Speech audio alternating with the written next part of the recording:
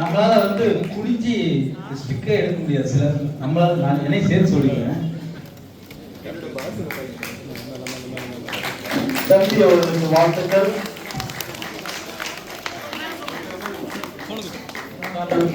தாங்கள் இதுபோன்று பல சாகசங்களை அரங்கேற்றம் செய்ய வேண்டும்.